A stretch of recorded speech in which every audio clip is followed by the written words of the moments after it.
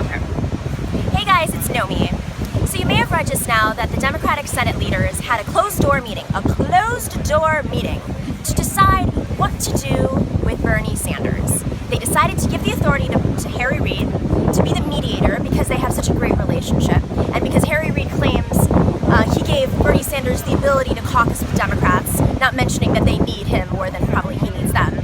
But what they're missing here is it's not about Bernie Sanders. It's not about a deal that they need to cut to clear the way. It's about the Democratic Party and the voters of the future. When you have a closed-door meeting to deal with a movement where a senator keeps winning, and when he's not winning, he's losing by very tiny margins, when you have a closed-door meeting to decide what to do with 85% of the party under the age of 45 and all the new independents coming into the party, you're basically saying to all those voters, screw you.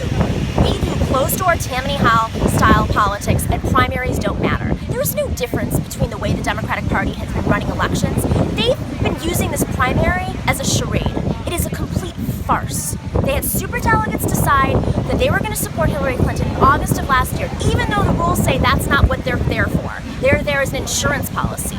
The establishment has basically just surrendered and said, you know what?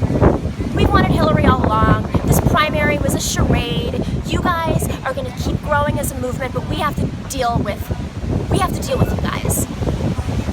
I'm really frustrated sitting here in Mexico. I'm at a conference, just so everyone knows, but I'm incredibly frustrated with this process, and I think it's really time that we step up as a movement and say, if you guys want to party, if you want to stop losing 10% of your membership every year, if you want to start winning elections, you have to start changing the way that you run the party. And that starts with choosing elected officials and choosing candidates who are not there to raise money for the party and for the consultants of the party. That starts with deciding that delegates should no longer be lobbyists, that we have to make our delegates, our DNC members, more reflective of the party, when the majority of the party delegates right now are older white men. What kind of message does that send to your party? What kind of message does that send to the future? When you dismiss Bernie Sanders and you call him, a joke, an idealist, and all of his supporters as being out of touch and not pragmatic, you're basically insulting the future of the Democratic Party that you need to win.